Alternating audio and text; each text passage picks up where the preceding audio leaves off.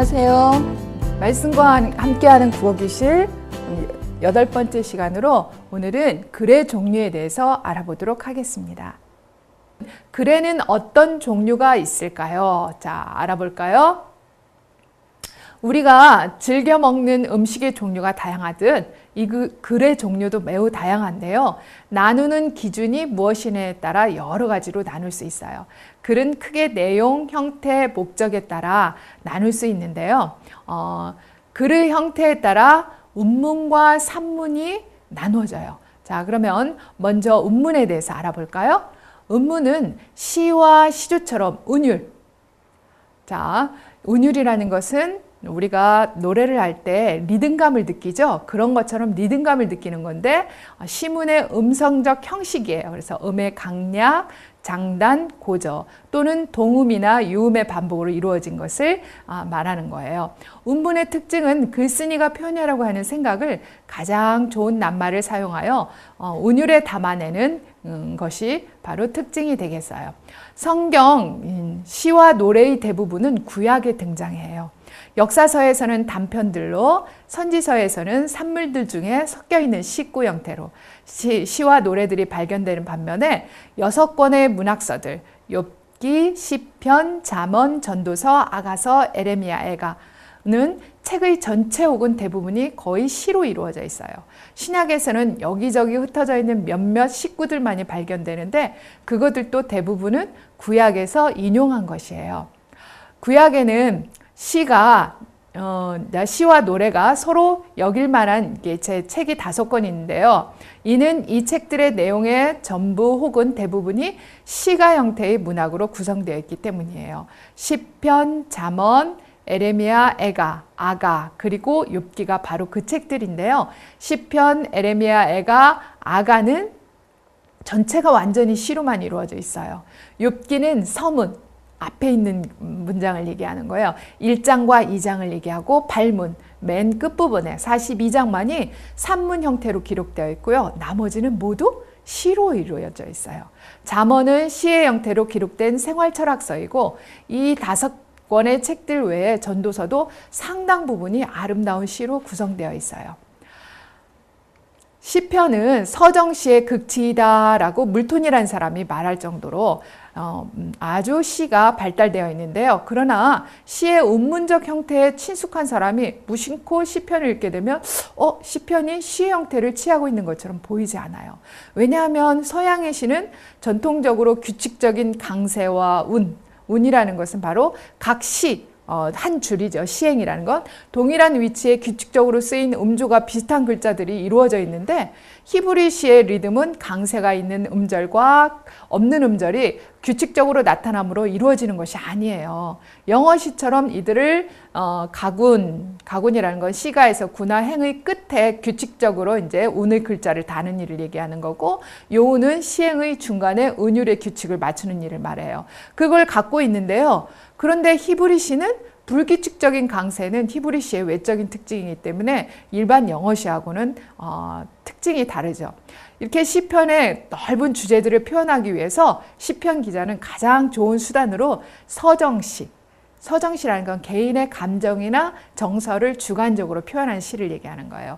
그 형태를 취해서 인간 마음속 깊은 곳에 통찰력과 하나님과 교제하고자 하는 높은 갈망을 묘사했어요. 그리고 구약의 40% 정도가 시로 이루어져 있어요.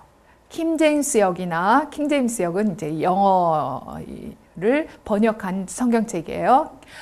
여러 다른 영어 번역판 성경들을 읽는 일반 독자에게는 이것이 매우 생소하고도 놀라운 일일 거예요. 왜냐하면 일반적으로 시는 뚜렷하고도 규칙적인 운과 운율 그리고 명백히 구별되는 구와 절의 형태를 갖춘 것으로 인식되고 있는 반면에 대개의 성경 번역판들은 시와 산문을 그리 명확하게 구분하지 않고 그대로 썼기 때문이에요. 단지 몇몇 개정판들에만 성경의 시와 노래가 시의 형태로 인쇄되어 있어요. 구약의 역사서 전반에 걸쳐서 어떤 이야기에 대한 추가적 설명 혹은 사건들에 대한 서술적 묘사에 생동감을 더하기 위해서 이렇게 쓰여진 그 시가들이 여러 발견되는데요. 역사적 사건에 대한 산문 형태의 서술과 시와 노래 형태의 찬양이 동시에 등장하는 것은 성경만이 가지고 있는 독특한 문학 형태 중에 하나이에요. 자, 그러면은 형태에 따라서 운문에 대해서 배웠는데 이제 산문에 대해서 또 한번 알아볼까요? 운문과 달리 운율이나 일정한 격식을 지니지 않은 글이에요. 종류로는 설명문. 설명문은 읽는 이들이 어떠한 상황에 대해서 이해할 수 있도록 객관적이고 논리적으로 서술한 글을 얘기하는 거예요. 논설문. 어떤 주제에 관하여 자기의 생각이나 주장을 체계적으로 밝혀 쓴 글이에요. 그리고 보고서, 보고하는 글이나 문서죠. 기사문. 사실을 보고 들은 그대로 적은 글인데 이거는 신문 기사에 이제 주로 편지글 그리고 관찰 기록문 우리 친구들도 아마 써본 친구들도 있을 거예요. 사물이나 현상을 주의해서 자세히 살펴서 관찰해서 기록한 글이죠. 그리고 이야기 글 등이 여기에 포함돼요. 주로 정보나 지식을 전달하거나 이야기를 통하여 글쓴이의 생각을 표현하는 글이죠. 신약의 책들이 주로 이제 산문에 해당이 되죠. 그런데 구약의 선지서는 산문과 시가 함께 어우러진 독특한 문학 형태를 선보여요. 이 책들에는 예언적인 역사가 나오고 그리고 수사라는 것은 말이나 글을 다듬고 꾸며서 보다 아름답고 정연하게 하는 그런 일을 얘기하는데요. 그런 수사적 강화라는 것은 여기서는 뭐 강하게 만드는 게 아니고 강의하듯이 쉽게 풀어서 이야기하는 것을 얘기하는 거예요. 그리고 그 다음에 시적 찬양이 혼합되어 있어요. 그래서 선지자는 하나님께 받은 예언의 말씀들을 기록하고 열렬하면서도 균형 잡힌 장엄한 수사적 언어들로 고집센 자기 민족을 향하여 책망하는 거죠. 그리고 탄원하고 하나님께 막 하소연하는 거죠. 불쌍히 여겨달라고. 그리고 백성들에게도 책망과 위로의 말을 하기도 하며 또한 영감의 말씀들을 서정시적인 선율을 통해 표현하기도 했어요. 이와 같이 문학 형태는 세상의 다른 문학에서는 전혀 찾아볼 수 없는 매우 독특한 것이죠. 그럼 예를 보면은 예컨대 이스라엘 자손이 홍해를 건넌 사건에 대한 생생한 서술적 묘사에 이어서 곧바로 애굽 사람들의 패배와 이스라엘의 구원에 대한 서정적 찬양인 모세의 노래와 미리암의 노래가 나와요. 바로 출애굽기 14장 15장에 나오죠. 송시라는 것은 시를 읊는 걸 얘기하는 거예요. 가장 오래된 승리의 노래들 중에 또 하나예요. 그리고 가나안 왕 야빈의 군대 장관 시스라가 드보라와 바락이 이끄는 이스라엘 군대에 패배한 사건에 대한 산문적 서술에 이어서 일반적으로 드보라와 바락의 노래로 알려져 있는 전쟁 송시가 또 등장해요. 사사기 4장 5장에 나와 있는데 이 시는 모든 시대와 모든 국가를 통틀어서 가장 위대한 전쟁시로 불려왔어요. 블레셋 사람들의 손에 죽임을 당한 요나단과 사울의 이야기 후에 다윗이 애처롭게 요나단과 사울을 생각하면서 애가를 이제 지었는데요. 그게 바로 사무엘상 31장과 사무엘하 2장에 나오는데 그 애가의 그 양식의 섬세함과 구조의 정밀성, 완벽성에서 이 세상의 어떤 슬픈 그 노래보다도 이 아름다운 애가를 능가하지는 못해요. 그리고 이사야의 전반부인 39장까지는 산문과 시가 혼합된 형태로 구성되어 있는 반면에 이 선지서의 40장부터 66장까지는 거의 모두가 시로 이루어져 있어요. 그리고 에레미야의 1장부터 31장과 46장부터 51장에는 산문과 시가 서로 혼합되어 있어요. 에스겔과 다니엘에서는 시가 거의 발견되지 않고 대부분의 소선지서들도 역시 대선지서들과 마찬가지로 책의 전체 혹은 일부분이 시로 구성되어 있어요. 다만 학개와 말라기는 전체가 산문으로 이루어져 있어요. 열정적이고 때로는 격렬하기까지 한 선지자들의 강력한 기별들이 서정시의 고상한 운율을 통해서 표현되고 있어요. 어때요? 여러분들 신기하죠? 우리가 성경을 볼 때 시편 외에는 거의 시가 없는 걸로 생각했는데 이 선지서들이 거의 대부분도 시가 많이 포함되어 있다는 것을 보면은 참 놀라운 일이에요. 여러분들 그것을 생각하면서 다시 성경책을 읽어보면은 새롭겠죠? 자, 두 번째, 이제 글의 목적에 따라 문학적인 글과 비문학적인 글로 한번 또 나눠볼까요? 문학적인 글의 목적을 글쓴이와 읽는 이가 글을 통하여 생각이나 느낌을 서로 같이 공감하고 나누는 것에 있어요.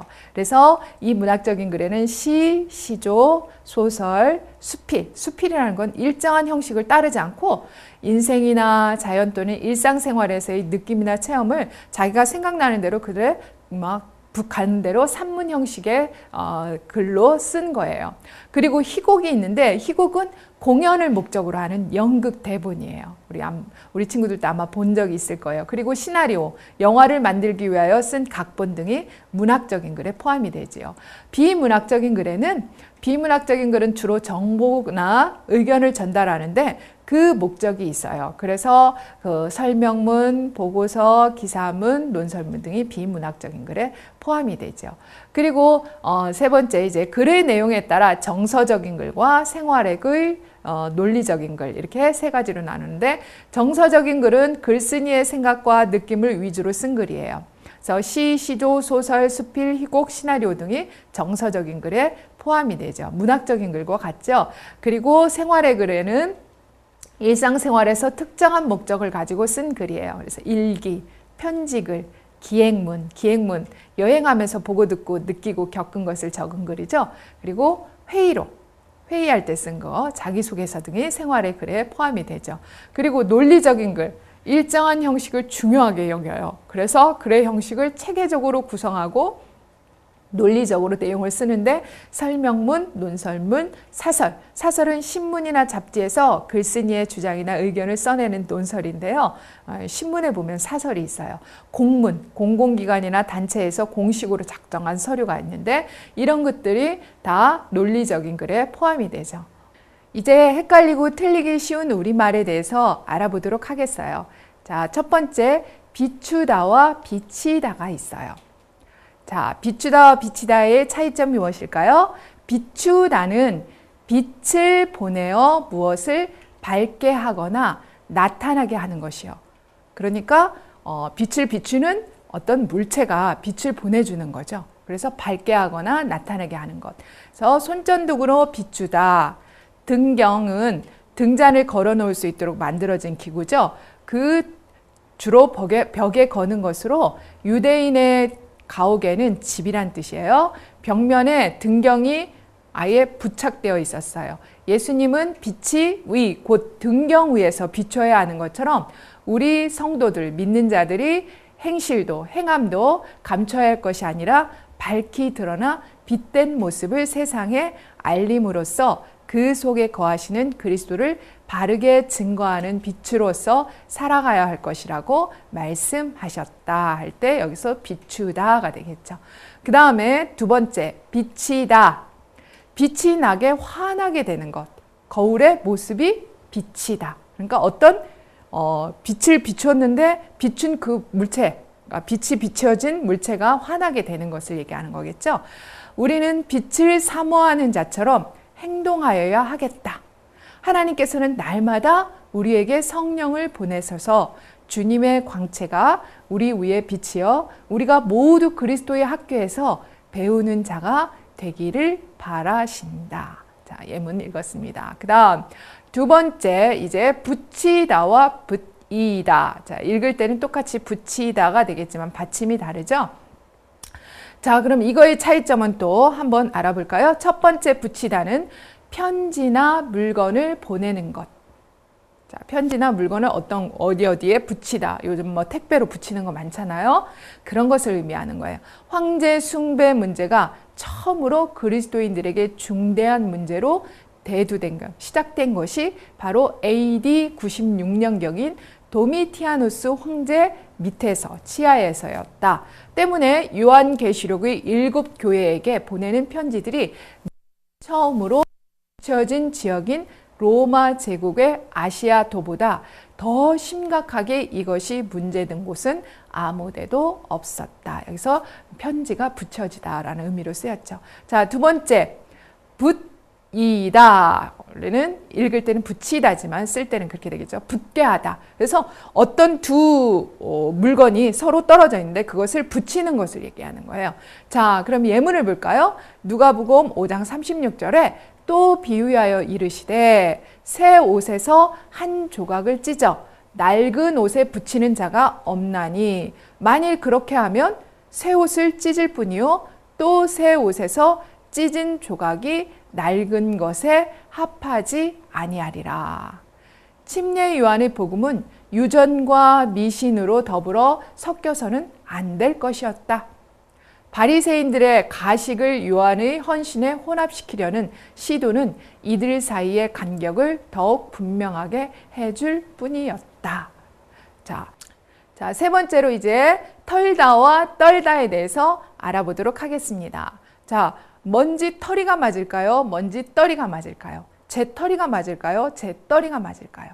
자, 우리 친구들 오늘 털다와 떨다에 대해서 알아보고 그 다음에 스스로 한번 문제를 맞춰보도록 하세요. 자, 떨다와 털다 모두 달려있거나 붙어있는 것을 떼어내다라는 공통의 의미가 있어요.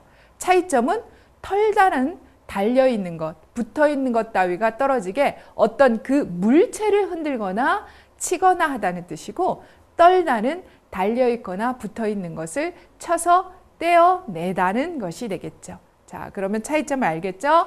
자, 그러면 털다 한번 볼까요? 달려있는 것, 붙어있는 것 따위가 떨어지게 어떤 물체를 흔들거나 치거나 하다는 뜻이 되겠습니다. 그래서 예문을 보면 먼지 묻은 옷을 털다. 그래서 물체를 털어내는 거죠.